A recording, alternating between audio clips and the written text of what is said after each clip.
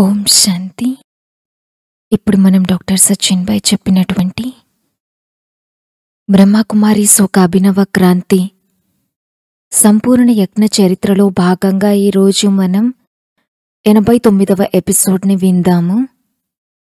దాది కుమారిక ఒక కుశల ప్రబంధకులు 1969 to 1980 the expansion time line 7 భాగాలలో ఈరోజు మనం 2వ భాగం విందాము. యజ్ఞ చరిత్రలో చాలా ఇంపార్టెంట్ అధ్యయనం అయినటువంటి బ్రహ్మ యొక్క మహాప్రయాణమును చూశాము. అలాగే 1969 నుంచి 80 వరకు జరుగుతున్నటువంటి సంఘటనలు, కొన్ని విషయాల గురించి మనం చర్చించుకున్నాం. అందులో మొదటిది ఏంటి? 2 విమెన్ లీడర్షిప్. 2వ సంఘటన కొత్త రథం. 3వ సంఘటన బాబా మరియు దాదా ఇరువురు కంబైన్డ్గా ఉంటూ రావటం. 4వ సంఘటన మ్యూజియం. 5వ సంఘటన భారతదేశంలో సేవల యొక్క విస్తారం ఎంతగానో జరిగి ఉండటం. 6వది విదేశాలలో సేవల యొక్క విస్తారము జరుగుతుండటం. 1976 వినాశనానికి చెందినటువంటి ఒక డేటు గురించి మనం చర్చించుకోవాలి. ఆ తర్వాతది ఒక స్ప్లింటర్ గ్రూప్స్ యొక్క నిర్మాణం. ఈ విధంగా చూసుకున్నట్లయితే మనం ఎక్స్పాన్షన్ టైమ్ లైన్ని 7 డేస్గా మనం డివైడ్ చేసుకున్నాం. అందులో ఈరోజు మనం 2వ రోజుకి చేరుకున్నాం. నిన్న మనం చూసాం కదా, 1 ఏప్రిల్ 66 యొక్క సాకార మురళిలో లాస్ట్ పేజీలో బాబా ఎవరిని నియమించారు అంటే దాది కుమారికని ముఖ్య ప్రశాసికగా నియమించారు. ఆ తర్వాత దీది మన్మోహినిని సహాయ ప్రశాసికగా నియమించారు.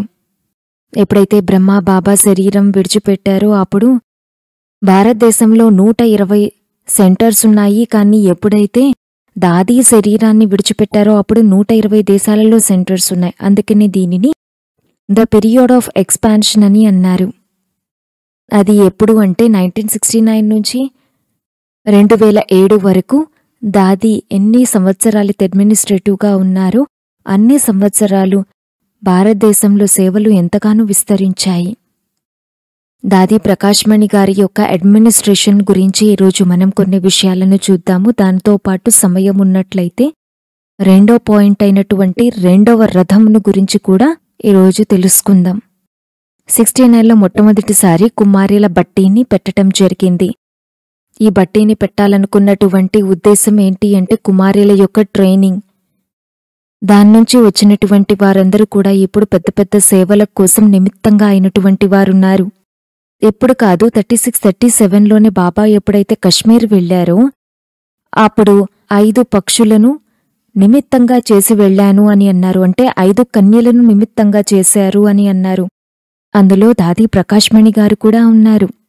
మిగతా దాదీలు ఏమనేట్టు ఉంటారంటే అప్పట్నుంచే దాదీకి సుమారుగా మున్ని మమ్మ అంటూ అండేవారట. అంటే చిన్న తల్లి అంటూ అనేవారంట. చోటి మమ్మ, మున్ని మమ్మ అంటూ అనేవారట. ఎందుకంటే అప్పట్నుంచే దాది యొక్క రెస్పాన్సిబిలిటీ ఏంటి అంటే చిన్న కన్యనే, కానీ వారిలో తల్లి యొక్క సంస్కారాలు ఎంతగానో ఉండేవట. లచ్చు దాది, గుల్సార్ దాది, మిగతా దాదీలు ఎవరైతే ఉన్నారో వారందరి యొక్క పాలనను అప్పట్నుంచే చేసేటువంటి వారంట. ఎందుకంటే చిన్నవారు కదా, సుమారు 8 సంవత్సరాల ప్రాయంలో ఉన్నటువంటి వారు. అందుకని వారందరినీ చూసుకునేటువంటి బాధ్యత దాదీకి ఉండేటువంటిది. ఎప్పుడైతే దాది మధువనానికి వచ్చారో బాబా ప్రకాశ్మణి దాదీని పిలిచి చెప్పేవారంట, అందరూ హాయిగా విశ్రాంతి తీసుకుంటున్నారా లేదా, అందరూ రూమ్లోకి వెళ్ళి చెక్ చేసి రండి, ఎవరికి ఎటువంటి ఇబ్బంది లేదు కదా అంటూ అడిగేవారట. అంటే ఈ విధంగా అప్పట్నుంచే పాలన యొక్క పాత్ర ఎంతగానో ఉండేటువంటిది. అందుకని అప్పట్నుండే మున్ని మమ్మ అంటూ పిలిచేటువంటి వారు. గుల్సార్ దాది ఎప్పుడు చెప్తూ ఉండేటువంటి వారు, ఎప్పుడైతే వారు ఓం నివాస్లో ఉండేటువంటి వారో అప్పుడు వారికి ఎలాంటి పాలన చేసేటువంటి వారు. కొందరు మాతలు వారికి ధ్యాస నుంచేందుకు ఏర్పాటు చేయటం జరిగింది. అంటే దోంతరేయటం, లోపల దోంతరలోకి వచ్చి ఏ దోమ లేదు కదా అని చెప్పి టార్ చేసి మరీ చూసేటువంటి వారు. చాలా బాగా పాలన చేసేటువంటి వారట. స్నానం చేయించేటువంటి వారు, రెడీ చేయించేటువంటి వారు. ఇలాగా ఎంతో బాగా పాలన చేశారు. ఈ విధంగా చూసుకున్నట్లయితే ప్రకాష్ మణి దాది యొక్క పాత్ర మొదటి నుంచి కూడా ఒక తల్లి లాంటి పాలన చేసేటువంటి వారు. రెండో విషయం దాది గురించి చెప్పుకోవాల్సిందేంటి అంటే దాదీలో ఉన్నటువంటి పవిత్రత. ఎప్పుడూ కూడా దాది ఒక వ్యక్తి పట్ల ఆకర్షితులయ్యారు అన్నట్టు ఎక్కడా కూడా వర్ణన కూడా లేదు. వ్యక్తే కాదు, వస్తువు పైన కూడా. మరి దానికి కారణం ప్యూరిటీ అనేటువంటిది ఒక సీడ్. ప్యూరిటీ అనేది అన్ని రకాల గుణాలకు బీజం లాంటిది. ఎందుకంటే ఈ పవిత్రత గనక మనలో ఉన్నట్లయితే మిగతా గుణాలన్నీ కూడా ఆటోమేటిక్గా మనలో వచ్చేస్తూ ఉంటాయి. దాదీలో పవిత్రత యొక్క సంస్కారాలు ఎంతో ఎక్కువగా ఉండేటువంటివి. దీని ఆధారంతోటే దాది యొక్క అడ్మినిస్ట్రేషన్లో దాది ఎంతో త్వరగా గ్రహించగలిగేటువంటి వారట. దీనినే ఇంగ్లీష్లో హైటెండ్ సెన్సెస్ అని అంటారు, సిక్స్త్ సెన్సెస్ అని అంటారు. అంటే ఏదైనా విషయాన్ని అర్థం చేసుకోవటం, ఏది చెయ్యాలా చెయ్యత్తా అంటూ ముందుగానే గ్రహించగలగటం. మరి ఇది పవిత్రత యొక్క ఆధారంతోటే సాధ్యమవుతుంది. దీది యొక్క క్లాసెస్ ఎన్నైతే ఉన్నాయో వాటన్నింటినీ గనక మీరు విన్నట్లయితే మీకేమనిపిస్తుంది? పవిత్రత యొక్క ఒక ధార ప్రవహిస్తుందా అన్నట్టు అనిపిస్తూ ఉంటుంది. చూడండి, ప్రపంచంలో ఎంతోమంది అడ్మినిస్ట్రేటర్స్ ఉండి వెళ్లారు, కానీ ఇలాంటి అడ్మినిస్ట్రేటర్ చాలా తక్కువ. మూడవ విషయం, దాది యొక్క అడ్మినిస్ట్రేషన్ కాలంలో జరిగినటువంటి ముఖ్యమైనటువంటి 2 విషయాలున్నాయి. ఓం శాంతి భవనం యొక్క నిర్మాణము, ఎక్కడైతే మనం ఇప్పుడు కూర్చున్నామో ఇది 83లో జరిగింది. కానీ దాది యొక్క విజన్ ఒకటి ఉండేటువంటిది ఏంటంటే ఒక స్థానము, ఒక హాల్, ఒక ప్లేస్ ఎలా ఉండాలి అంటే పిల్లర్సే ఉండకూడదు. అక్కడ స్టేజ్ మీద ఏది జరుగుతుందో వెనకాల ఉన్నటువంటి వారికి కూడా ముందు స్టేజ్ పైన ఏం జరుగుతుందా అనేటువంటి విషయం స్పష్టంగా కనిపిస్తూ ఉండాలి. మరి 83లో అలాంటి విషయాన్ని ఏదైనా పాసిబుల్ చేయటము అంటే కష్టమే. అయినా కానీ ఇది ఒక విజన్. ఏంటి అంటే లీడర్స్ ఎవరైతే ఉంటారో మొట్టమొదట విజనరీస్తో ఉంటారు. ఎప్పుడైతే వారి విజన్ చాలా స్పష్టంగా ఉంటుందో నెమ్మదిగా అది సాకారంలోకి తప్పకుండా వస్తుంది. మరొక విషయాన్ని కూడా చూపించారు. అది ఏంటి అంటే రాత్రిపూట మార్గంలో ఏవేవైతే చిన్న చిన్న రాళ్ళు, అంటే ఇదంతా కూడా కొండ ప్రాంతం కదా, చిన్న చిన్న రాళ్ళు పడుతూ ఉండేటువంటివి. మరి దాది స్వయంగా ఆ దారి మధ్యలో ఉన్నటువంటి చిన్న చిన్న రాళ్లను ఏరి పక్కకు విసిరేసేటువంటి వారు. మీరందరూ చూస్తుంటారు, ఓం శాంతి భవనానికి చెందినటువంటి ఒక మంచి చిత్రం కూడా ఉంది. అందులో అందరూ హ్యూమన్ చైన్ లాగా పనిచేస్తూ ఉన్నారు. అంటే కన్స్ట్రక్షన్ టైంలో ఒకరికొకరు హెల్ప్ చేసుకుంటూ ఉన్నారు. అప్పుడు బాబా చెప్పారు, మీరు ఎత్తుతున్నటువంటివి రాళ్లు కాదు, వజ్రాలున్నాయి. ఓం శాంతి భవనంలోని ఒక్కొక్క ఇటుకలో ప్రకాష్ మణి దాది యొక్క శుభ కోరికలు ఇమిడి ఉన్నాయి అని చెప్పారు. Every brick of Om Shanti Bhavan carries the good wishes of కుమార్కా అని అన్నారు. ఓం శాంతి భవనం అనేది దాది యొక్క అడ్మినిస్ట్రేషన్లోనే జరిగింది. ఇది వారి యొక్క ఒక డ్రీమ్ అని చెప్పాలి. తర్వాత యూనివర్సల్ పీస్ హాల్లోని యూనివర్సల్ పీస్ కాన్ఫరెన్స్ జరగాలి అనేటువంటి సంకల్పం దాదీకొచ్చింది. అన్నింటికన్నా మొదటి పీస్ కాన్ఫరెన్స్ 83లో జరిగింది. అప్పట్లో రాబర్ట్ ముల్లర్ ఇక్కడికి వచ్చారు.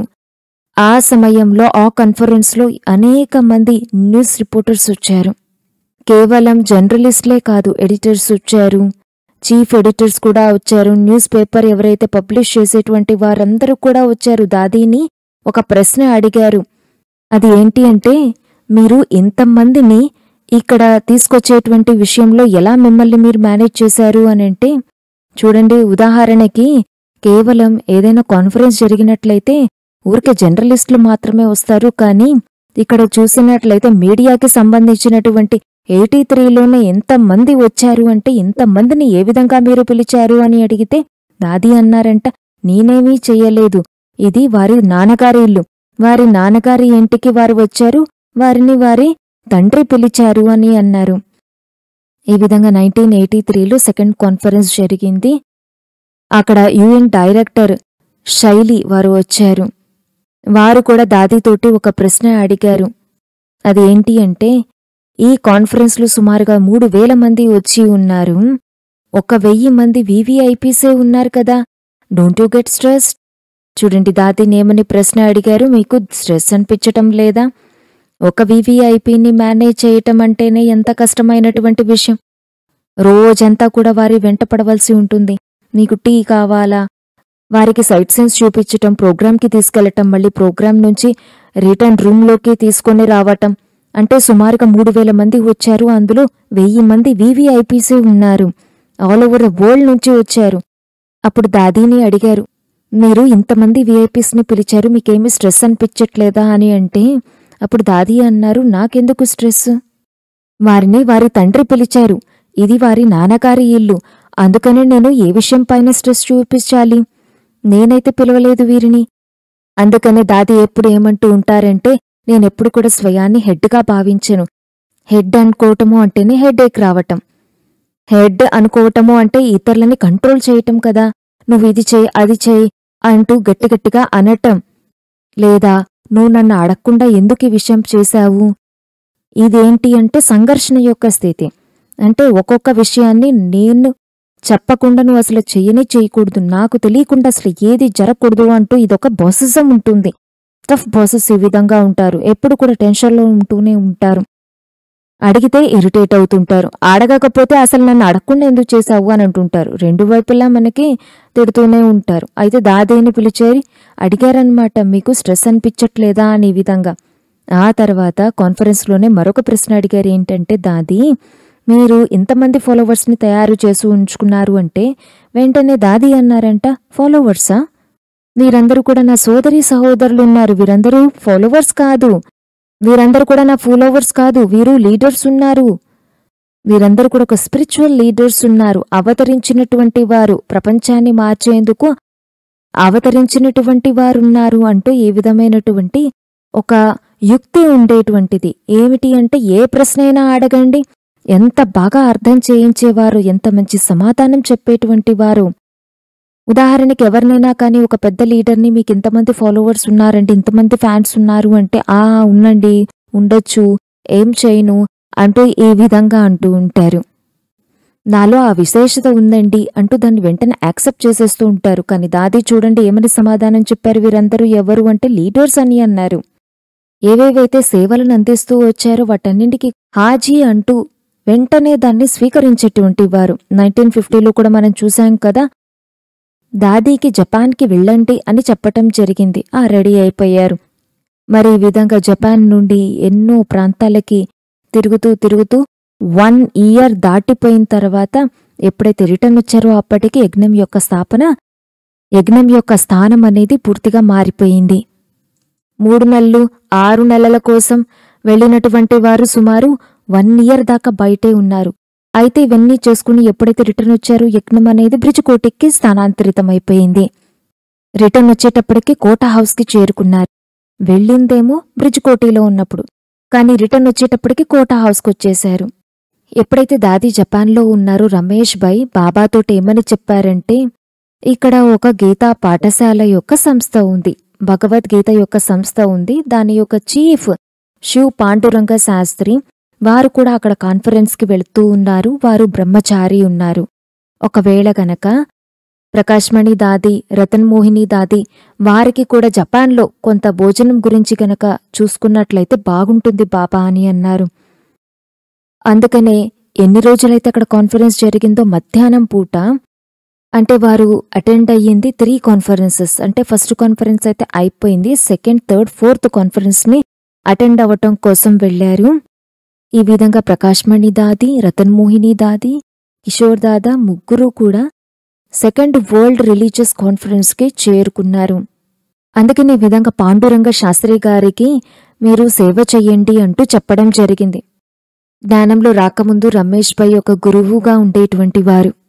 మధ్యాహ్నం పూట వారి కోసం ప్రతిరోజు ఎన్ని రోజులైతే అక్కడ కాన్ఫరెన్స్ జరిగిందో అన్ని రోజులు వారికి లంచ్ ప్రిపేర్ చేయటం, అలాగే బ్రేక్ఫాస్ట్ ప్రిపేర్ చేయటం, డిన్నర్ ప్రిపేర్ చేయటం. ఎప్పుడైతే వారు భోజనం కోసం వచ్చేటువంటి వారు యజ్ఞం యొక్క చరిత్రను అతనికి వినిపించేటువంటి వారు. వారు ఎప్పుడైతే తిరిగి వచ్చారో వారు ఈ సంస్థ పట్ల ఎంత పాజిటివ్గా ఉన్నారు అంటే అప్పట్లో ఎంతగానో విరోధాలు అనేవి ఉండేటువంటివి. మరి ఈ విధంగా వారు ఒక సేవ చేశారు. రమేష్ భాయ్ ఈ విషయాన్ని చెప్తూ దాది ఎంత బాగా సేవ చేశారు అని చెప్పారు. ఆ తర్వాత 1964 యొక్క విషయంను చూద్దాము. ముంబైలో ఫస్ట్ ప్రదర్శన జరగబోతూ ఉంది. ఫస్ట్ యజ్ఞం యొక్క ప్రదర్శన ముంబైలో ఏర్పాటు చేశారు. అయితే చిత్రాలను తయారు చేస్తూ ఉన్నారు. రమేష్ భాయ్ ముంబై నుండి చిత్రాలను తయారు చేస్తూ వచ్చారు. ఒక చిత్రాన్ని ఏర్పాటు చేశారు. బాబా ఆ చిత్రాన్ని తయారు చేసి మౌంట్ ఆబుకు పంపించేటువంటి వారు. బాబా దాన్ని కరెక్ట్ చేసి మళ్ళీ రిటర్న్ పంపించేసేవారు. అయితే రమేష్ భాయ్ ఆ చిత్రాన్ని పంపించారు. అయితే అక్కడ నుండి కరెక్షన్ అయ్యి స్క్రిప్ట్ వచ్చింది. కానీ అక్కడ ఉన్నటువంటి హ్యాండ్ రైటింగ్ కొంచెం వేరుగా ఉంది అన్నట్లు అనిపించిందంట. అయితే రమేష్ భాయ్ బాబాని అడిగారట, బాబా ఇది మీ హ్యాండ్ రైటింగ్ కాదు, మీ కరెక్షన్ కాదు, ఇంతకీ దీన్ని ఎవరు కరెక్ట్ చేశారు, ఎవరు దీన్ని మార్చిపెట్టారు అని అడిగారట. అప్పుడు బాబా చెప్పారు, ఇది రైటింగ్ కుమార్ కాదుంది, వారే కరెక్షన్ చేశారు అని చెప్పారు. అయితే రమేష్ భాయ్ ఏమని రాశారంటే, ఒకవేళ గనక మీరు దాదీతోటే కరెక్షన్ చేయించాలి అనుకున్నప్పుడు దాదీని ఇక్కడికెందుకు పంపించకూడదు, నేను పదే పదే రాసిన దాన్ని అక్కడికి పంపించటం, మళ్ళీ కరెక్షన్ చేయటం, ఇక్కడికి రావటం, ఇదంతా కూడా టైం వేస్ట్ కదా అని అన్నప్పుడు అప్పట్లో బ్రహ్మాబాబా పాట్నాలో ఉండేటువంటి వారు. ఇక బ్రహ్మాబాబా వారిని బాంబేకి పంపించేశారు. ఈస్ట్లో అప్పట్లో ఎవరు ఉండేటువంటి వారు కాబట్టి నిర్మల్ శాంతాదాదిని అక్కడికి పంపించారు. ఇంకా నిర్మల్ శాంతాదాది అక్కడే ఉన్నారు. అంటే ఈ విధంగా 64 నుంచి 69 వరకు ముంబైలోనే ఉన్నారట. వాటర్లూ మ్యాన్షన్ ఉండేటువంటిది. ఆ తర్వాత అది మారి గామ్దేవికి వచ్చేసింది. అక్కడ ఫ్లాట్లో దాది వచ్చేశారు. మళ్ళీ 77లో ఎప్పుడైతే దాది విదేశాలకు వెళ్లారు, మొదట లండన్కి వెళ్లారు, ఆ తర్వాత మరొక కొన్ని స్థానాలకి వెళ్లారు. అప్పట్లో దాది యొక్క విజన్ ఏదైతే ఉందో అది చాలా డీప్గా ఉండేటువంటిది, ఎంతో గొప్ప విజనరీ ఉండేటువంటిది. ఎప్పుడైతే యుఎన్కి వెళ్లారు, అమెరికాకే చేరుకున్నారో అప్పుడు దాది రమేష్ భాయ్ని పిలిచారంట, రమేష్ భాయ్ ఈ బిల్డింగ్ ఏంటి అని. రమేష్ భాయ్ చెప్పారంట, దాది ఇదేమనుకుంటున్నారు, ఇది యుఎన్ బిల్డింగ్ ఉంది అంటే యునైటెడ్ నేషన్సా అని అడిగారు. ఎందుకంటే అక్కడ చాలా జెండాలు ఎగురుతూ ఉన్నాయంట. అప్పుడు దాది అడిగారంట, ఇక్కడ ఏం జరుగుతుంది అని. అంటే అప్పుడు అన్నయ్య అన్నారంటే, ఇక్కడ విశ్వంలో ఉన్నటువంటి సమస్యలు ఏవైతే ఉంటాయో వాటికి సొల్యూషన్ని డిస్కస్ చేస్తూ ఉంటారు అని. ఇంకా అప్పుడు దాది అన్నారు, చూడండి ఎంత గ్రేట్ విజన్ తోటి దాది మాట్లాడరు అంటే, ఒకానొక రోజు ఇక్కడ శివబాబా జెండా ఉండాలి అని అన్నారు. రమేష్ భాయ్తో అన్నారు, చూడండి ఇది తప్పకుండా జరుగుతుంది అని. ఇది ఇప్పుడు రియల్గా జరిగింది కూడా. తర్వాత నెక్స్ట్ దాదీని ప్రశ్న అడిగారు, దాది మీరు ఏదైతే అడ్మినిస్ట్రేషన్ చేస్తూ ఉన్నారో అడ్మినిస్ట్రేషన్లో విశేషంగా ఏమని చెప్తారంటే లవ్ మరియు లా యొక్క బ్యాలెన్స్ చేస్తూ ఉండాలి అని అంటారు కదా, మరి మీరు ఎలా బ్యాలెన్స్ చేస్తూ ఉంటారు? అప్పుడు దాది అన్నారు, దాది కోసం లవ్వే లా అని అన్నారు. అంటే చూడండి ఇది ఎంత మంచి సమాధానం చెప్పారు. దాది కోసం లవ్వే లా అని అన్నారు.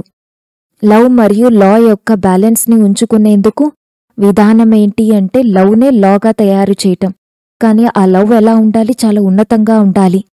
ఎవరి పట్ల కూడా ఎటువంటి పక్షపాతాన్ని చూపించేటువంటి వారు కాదు. ఎప్పుడైతే లా ఉండేటువంటిదో అప్పుడు అదే విధంగా లా కూడా చూపించేవారు. ఒకసారి ఏమైందంటే యజ్ఞంలో ఇద్దరన్నయ్యలు బాగా కొట్టుకుంటూ ఉన్నారు. అది కూడా ఎక్కడ అంటే మెడిటేషన్ హాల్లో. మెడిటేషన్ టైంలోనే ఒకరు ఇంకొక అన్నయ్యని కొట్టేశారు.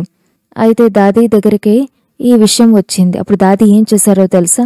అంటే ఎవరైతే కొట్టారో వారి ఎగెయిన్స్ట్గా వెంటనే ఏదో ఒక రకమైనటువంటి డెసిషన్ తీసుకున్నారంటే అది కాదు, మొట్టమొదటి మీటింగ్ని ఏర్పాటు చేశారు. ఎవరెవరైతే సీనియర్స్ ఉన్నారో వారందరినీ పిలవటం జరిగింది. అందరి యొక్క సలహాని తీసుకున్నారు. మీకేమనిపిస్తుంది అని అడిగారు. ఆ తర్వాత ఎవరైతే కొట్టారు అనేటువంటి నిరూపణ జరిగిందో వారిని కొన్ని రోజుల వరకు ఇంటికి పంపించటం జరిగింది. అంటే చూడండి అడ్మినిస్ట్రేషన్ ఎలా ఉండేది అంటే లవ్ఫుల్గా ఉండేది, లవ్ఫుల్గా కూడా ఉండేది. ఎవరైనా ఏదైనా విషయాన్ని తీసుకుని వచ్చారు, ఎవరైనా చిన్న అక్కయ్య పెద్ద అక్కయ్య ఎవరి దగ్గరైతే ఉంటారో ఇన్ఛార్జ్ అక్కయ్య వారి యొక్క కంప్లైంట్ తీసుకుని వచ్చినట్లయితే వెంటనే పెద్దక్కయ్యకి మీరు ఈ విధంగా చేస్తున్నారు, ఈ విధంగా చేయకూడదు అంటూ ఫోన్ చేసి చెప్పేటువంటి వారు కాదు, మందలించేటువంటి వారు కాదు. చూడండి దాది యొక్క స్ట్రాటజీ ఎలా ఉండేటువంటిది అంటే ప్రేమగా ఆ అక్కయ్యకే నేర్పించేటువంటి వారు. టైం ఇచ్చేటువంటి వారు. వెంటనే ఏదో ఒక నిర్ణయం తీసుకునేటువంటి వారు కాదు. ఏదైనా కానీ వెయిట్ అండ్ వాచ్. ఎందుకంటే నెమ్మదిగా యోగయుక్తంగా ఫస్ట్ యోగాన్ని పెంచుకోండి అంటే చూడండి, ఈ విధంగా అప్రోచ్ వేరుగా ఉండేటువంటిది. ఏ విధంగా అయితే బ్రహ్మబాబాని చూసినటువంటి వారందరూ కూడా ఏమని చెప్పేవారంటే, మేము బ్రహ్మబాబాని అసలు పురుషార్థం చేస్తున్నట్టుగానే చూడలేదు అని. మేము వారిని ఒక స్వరూపంగా చూశాము అని అన్నారు. అదేవిధంగా దాదీ కూడా ఎప్పుడు ఈ టైంలో నేను యోగం చేస్తున్నాను, లేకపోతే నాది పలానా టైము, నేను ఏకాంతంలో ఉండేటువంటి టైము అంటూ ఎప్పుడూ చెప్పలేదు. వారు ఎలా అంటే ఒక రెడీమేడ్ పీస్గా అనిపించింది. నెక్స్ట్ బ్రహ్మ. అందుకనే దాది యొక్క అడ్మినిస్ట్రేషన్లో ఎన్నో విషయాలు జరిగాయి. నిన్న రాత్రి కూడా మనం విన్నాం కదా, ఎప్పుడైతే దాది రిటర్న్ వచ్చారో ఫారెన్ టూర్ నుంచి రమేష్ భాయ్తో కూర్చున్నారట. రమేష్ భాయ్కి 800 మంది అన్నయ్యలు ఆ రోజు కలిసేందుకు కూర్చున్నారంట. అయితే వారందరికీ టోలీ ఇవ్వాల్సి ఉంది. దాది కూడా టోలీ ఇస్తున్నారు, రమేష్ భాయ్ కూడా టోలీ ఇస్తూ ఉన్నారు. మీరు ఊహించరు, కానీ ఒక్కరోజు 100 మందికి టోలీ ఇచ్చి చూడండి, మీకు అసలు చేతులు ఎలా నొప్పొస్తూ ఉంటాయో. అందులో మాటలు విశేషంగా చెయ్యి ముందుకు పెట్టలేరు. అందుకనే వారికి మనం ఏం చేయాలి, వంగి వంగి టోలీ ఇవ్వవలసి ఉంటుంది. అంటే ఒక 100 మందికి మీరు టోలీ ఇచ్చిన తర్వాత చెయ్యి తప్పకుండా నొప్పి వేస్తుంది. కానీ ఆ రోజు దాది అంట 1200 మందికి టోలీ ఇచ్చారంట. మరి రమేష్ భాయ్ ఏమో 800 మందికి టోలీ ఇచ్చారట. రమేష్ భాయ్ అన్నారంట, బాబు ఈ రోజున చెయ్యి పోయింది. దాదీని అడిగారంట, దాది మీకేం చెయ్యి నొప్పి పుట్టట్లేదా అని. అప్పుడు దాది ఏమన్నారో తెలుసా, నాకు ప్రాక్టీస్ ఉంది అని. మరొకటి ఈ చెయ్యి ఎవరిది అంటే తాతాది ఉంది. దేవతలుగా అయ్యేటువంటి విశేష ఆత్మకు చెందినటువంటి చెయ్యి ఉంది. కాబట్టి ప్రాక్టీస్ ఏం చేయాలి, ఇచ్చేటువంటి ప్రాక్టీస్ చేస్తూ ఉండాలి. అందుకని ఈ ప్రాక్టీస్ని మనం కూడా చేస్తూ ఉండాలి. కానీ ఎప్పుడైనా కానీ హయ్యర్ కాన్షియస్నెస్, ఎలివేటెడ్ కాన్షియస్నెస్ ఉన్నట్లయితే, అంటే వీరందరూ ఎవరు అనేటువంటి విషయాన్ని గనక మీరు ఆలోచించినట్లయితే అప్పుడు మీ చెయ్యి అనేది నొప్పి అనిపించదు. ఒకసారి నాకు గుర్తుంది, నేను ఒక సెంటర్లో నేను టోలీ ఇస్తూ ఉన్నాను. రెడ్ లైట్ వేశారు. చాలా మంది ఉన్నారు, 1000 మంది వచ్చారు ఆ రోజు సభలో. అందరూ టోలీ తీసుకునేందుకు వస్తున్నారు. ఒకేసారి అందరూ దృష్టి తీసుకుంటున్నారు, టోలీ తీసుకుంటున్నారు. అయితే ఈ విధంగా టోలీ ఇస్తున్నప్పుడు ఒక మాత టోలీ తీసుకోవటం కోసం నా దగ్గరికి వచ్చారు. నేను యోగయుక్తంగా ఉన్నాను, నేను అదే దృష్టితో టోలీ ఇస్తున్నాను. టోలీ తీసుకున్న తర్వాత ఒక్కసారిగా నా చెవు దగ్గరకు వచ్చేసింది మాత. చెవులో నెమ్మదిగా చెప్పారు, నాకు మోకాళ్ళ నొప్పిగా ఉంది, ఏదైనా మందు రాసివ్వండి అని. వెంటనే నేను తర్వాత ఇస్తాను అని చెప్పాను. ఈ విధంగా రకరకాల వాళ్ళు ఉంటారు. అందుకనే దాది యొక్క అడ్మినిస్ట్రేషన్ ఎలా ఉండేటువంటిది అంటే, నిర్మలా దాది రాశారు, ఎప్పుడైతే నేను మొట్టమొదటిసారి న్యూజిలాండ్ వెళ్ళాను అక్కడ అసలు ఇల్లంటూ ఉండేది కాదు. అందుకనే రకరకాల ఇళ్లల్లో ఉండాల్సి వచ్చేది. అక్కడ పెద్ద సేవ కూడా ఉండేటువంటిది కాదు. నేను ప్రకాష్ మండి దాదీకి లెటర్ రాశాను. అటువైపు నుండి దాది లెటర్ రాశారు, ఏంటి అంటే, మీరు ఆడపులి ఉన్నారు, మరి ఆడపులి ఎవరైతే ఉంటారో వారు ఒంటరిగానే ఉంటారు, ఒంటరిగానే ప్రయాణం చేస్తారు, వారికి ఎవరి ఆధారం యొక్క అవసరమే లేదు అని చెప్పారు. మరి ఆధారాలు ఎవరు తీసుకుంటారు, ఎవరైతే గుంపులో వెళతారో వారికి ఆధారం కావాలి, మీరు ఆడపులి ఉన్నారు అంటూ ఈ విధంగా దాదీ ద్వారా రచింపబడినటువంటి ఆ లెటర్ రావటంతోటే ఇంకా వారిలో ఒక పెద్ద పవర్ వచ్చేసిందంట. మరొక విషయం, ఎప్పుడైతే జ్ఞానసరోవర్ యొక్క ఇనాగరేషన్ జరిగిందో అప్పుడు సభ మొత్తంలో దాది ఒక విషయం ఎలా చెప్పారంటే, విన్నటువంటి వారందరూ కూడా షాక్ అయిపోయారు. అది ఏంటి అంటే, దాది తన జీవితంలో ఎప్పుడూ కూడా అబద్ధం ఆడలేదు అని చెప్పారు. నాకు ఒక విషయం గుర్తొస్తుంది. ఒకరోజు ఒక కాన్ఫరెన్స్ జరుగుతుంది, నేను కూడా ఉన్నాను. శాంతివన్లో జరుగుతుంది ఆ కాన్ఫరెన్స్. ఆ సమయంలో మెడికల్ కాన్ఫరెన్స్ జరుగుతుంది కాబట్టి చాలామంది డాక్టర్స్ వచ్చారు. అయితే ప్రకాష్ మండి దాది లాస్ట్కి వచ్చారు. అయితే ఇప్పటిదాకా జ్ఞానం యొక్క విషయాల గురించి చర్చిస్తూ ఉన్నారు. అంటే పైపైన విషయాలు ఏ విధంగా అయితే స్పీకర్స్ మాట్లాడుతూ ఉంటారు కదా, మెడిటేషన్ చేయండి, అది చేయండి, ఆత్మ పరమాత్మ. అయితే లాస్ట్ రోజు డాక్టర్స్ అందరూ కూర్చుని ఉన్నారు. లాస్ట్కి దాది వచ్చారు. దాది ప్యూరిటీ గురించి చెప్పారు. పవిత్ర యొక్క ప్రతిజ్ఞ ఇక్కడ చేసి వెళ్ళాలి అనుకున్న వారు చేతులు ఎత్తండి అని అన్నారు. అందరూ డాక్టర్స్ కూర్చుని ఉన్నారు. దాది కాన్ఫరెన్స్లో ఎవరైతే పవిత్రత యొక్క ప్రతిజ్ఞ చేస్తారో దాది ఎదురుగా వారు చేతులెత్తండి అని అన్నారు. అంటే చూడండి, ఎంతో నిర్భయంగా ఉండేటువంటి వారు. అదేవిధంగా జగదీష్ భాయ్ కూడా ఒక విషయం చెప్తూ ఉండేటువంటి వారు. ఒక సత్యానంద్ సరస్వతి అనేటువంటి పేరు గల స్వామీజీ వచ్చారంట. వారు కూర్చున్నారు. అక్కయ్యలు వారికి జ్ఞానం యొక్క విషయాలైతే కాదు, కానీ ఢిల్లీలో ఉన్నప్పుడు వారికి ఆ విషయాలు ఈ విషయాలు ఏవేవో వినిపిస్తూ ఉన్నారట. అయితే జగదీష్ భాయ్ వచ్చారంట. జగదీష్ భాయ్ రావటంతోటే వారికి జ్ఞానాన్ని వినిపించటం మొదలు పెట్టారంట. అతనికి వినాలంటే ఇంట్రెస్టే అనిపించట్లేదు. అయితే నిర్మల్ దాది ఆ సమయంలో జగదీష్ భాయ్ ద్వారా జరిగినటువంటి ఆ సన్నివేశాన్ని చూసి మనందరికీ ఏమని వినిపించారంటే, ఆ స్వామీజీకి ఆ విషయాల పట్ల ఇంట్రెస్టే లేదు, ఇక వారు వెళ్ళిపోయారు. మేమేమో ఆ విషయాలు ఈ విషయాల గురించి మాట్లాడుతున్నాం, కానీ జగదీష్ భాయ్కి మాత్రం direct come to the point, direct జ్ఞానం వినిపించాలి అనేటువంటి ఆతురత ఎంతగానో ఉండేటువంటి వారు. మీటింగ్ ద బుష్ అరౌండ్ అంటూ అటూ ఇటూ ఈ విషయాలు ఆ విషయాలను వినిపించేటువంటి వారు కాదు, డైరెక్ట్ పాయింట్కి వచ్చేసేటువంటి వారు. ఎందుకంటే ఈ విషయానికే మనం ఇక్కడున్నాం, అంతేకాని అటూ ఇటూ విషయాలను చర్చిస్తూ టైం వేస్ట్ చేయకూడదు అనేట్టుగా ఉండేటువంటిది. ఎప్పుడైతే అమెరికాకి 5 డెలిగేట్స్ వెళ్లారో, జగదీష్ భాయ్, రమేష్ భాయ్, నిర్మలా దీదీ, రోజీ బెహన్, శ్రీలేంద్ర దాది మొట్టమొదట లండన్కి వెళ్లారు. అక్కడ రజనీ దీది అంటే జయంతి బెహన్ వాళ్ళ అమ్మనాన్నగారి ఇంట్లో కొన్ని రోజులు స్టే చేశారు. ఇంకా సెంటర్ ఓపెన్ చేశారు. అయితే అందరూ కూడా ఎక్కడికెళ్తే అక్కడ సెంటర్ని తెరవాలి అనేటువంటి లక్ష్యం పెట్టుకున్నారు. అందుకనే అక్కడి నుంచి అమెరికాకి చేరుకున్నారు. అమెరికాలో కూడా వారికి ఎప్పుడైతే అనుకున్నారో ఇక వేరువేరుగా ఉంటూ సేవలు చేయాలి అంటూ ఇక కాన్ఫరెన్స్కి వెళ్లారు. ఒక కాన్ఫరెన్స్కి అయితే జగదీష్ భాయ్, నిర్మలా దీది వీరిద్దరే ఉన్నారట. రోజీ బెహన్ యొక్క ఒక సోదరుడు జమైకాలో ఉన్నారు. అయితే వారు అక్కడికి వెళ్ళిపోయారు. అందుకని వారిని అకంపెనీ చేస్తూ ఇంకొకరు కూడా అటువైపు వెళ్ళిపోయారు. కానీ జగదీష్ భాయ్ ఏ పనికైతే వచ్చారో ఆ పనిని మాత్రం విడిచిపెట్టలేదు. ఒంటరిగానే అన్ని టూర్ చేస్తూ వచ్చారు. అమెరికాలో ఒంటరిగానే చేస్తూ వచ్చారంటే చూడండి, లీడర్స్ యొక్క ఒక విశేషత ఏంటి అంటే వారు ఎప్పుడు కూడా ఫోకస్డ్గా ఉంటారు. ఏదైతే మొట్టమొదట పని చేయాలో దాని మీద ఎక్కువగా ధ్యాస వహిస్తూ ఉంటారు. మిగతావన్నీ కూడా తర్వాత పక్కన పెట్టేస్తూ ఉంటారు. ఆ తర్వాత గుల్సార్ దాది యొక్క ఒక అనుభవం ఉంది. దాది అందరినీ అడిగారంట, బ్రహ్మబాబా శరీరాన్ని విడిచిపెట్టిన తర్వాత ఎవరు బాబా యొక్క రథంగా అవుతారు అని అడిగారట. అడిగితే అందరూ కూడా తిరస్కరించారు. మొట్టమొదట సంత్రి దాది, ఆ తర్వాత షీల్ దాది, తర్వాత గుల్సార్ దాదీని వచ్చి అడిగారంట. గుల్సార్ దాదీని అడిగారు, నేను చెప్పినటువంటి దాన్ని తిరస్కరిస్తారు అని నేను అనుకోవట్లేదు అంటూ ఎంత అధికారంతో చెప్పారు అంటే యూ విల్ నాట్ డినై మీ అని అన్నారట. ఇంకా గుల్సార్ దాది ఏమన్నారంటే, ఎప్పుడైతే ప్రకాశ్మణి దాది ఈ విధంగా అడిగారు నేను ఒప్పుకోవాల్సి వచ్చింది అని. ఇంకా అప్పటినుంచి బాబా యొక్క రథం గుల్సార్ దాదిగా ఉండేటువంటి వారు.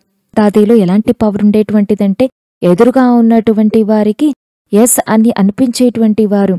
ఎంత ప్రేమతో మాట్లాడేటువంటి వారు అంటే ఎదురుగా ఉన్నటువంటి వారు కాదనలేకపోయేవారట. తప్పకుండా దాది చెప్పిన పని ఒప్పుకోనేవాల్సి వచ్చేదట. చార్లీ బాయ్ ఎప్పుడైతే ఫస్ట్ టైం మధుబన్కి వచ్చారో వారు తన అనుభవాన్ని వినిపించారు. ఎప్పుడైతే నేను మధుబనానికి 1975లో వచ్చానో అప్పుడు దాది నాకు బాబా దగ్గరికి వెళ్ళినప్పుడు ఏం చెప్పాలి అనేటువంటి విషయాన్ని నేర్పించారు. ఏమని చెప్పారంటే హిందీలో మాట్లాడండి అని చెప్పారు. ఏమని అంటే, బాబా మే ఆప్సే బహుత్ ప్యార్ కర్తా హూం అంటే, బాబా నేను మిమ్మల్ని బాగా ప్రేమిస్తాను అని. అయితే ఈ విషయాన్ని బాగా బట్టి పట్టి ఎప్పుడైతే బాబా దగ్గరికి వెళ్లారో బాబా ఎదురుగా బాబా మే ఆప్సే బహుత్ ప్యార్ కర్తా హూం అని నేర్చుకున్నది చెప్పేశారట. మళ్లీ దాది దగ్గరకు వచ్చారంట. దాది ఇంకా ఏం చెప్పను అని అడిగారట. ఎందుకంటే హిస్టరీ హాల్లో 75లో చాలా తక్కువ మంది ఉండేటువంటి వారు.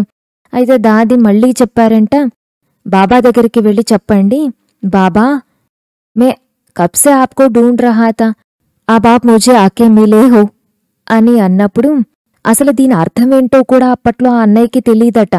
దాది ఏదైతే వినిపించారో దాన్ని వెంటనే గుర్తుపెట్టేసుకుని బాబాకి చెప్పొచ్చేటువంటి వారట.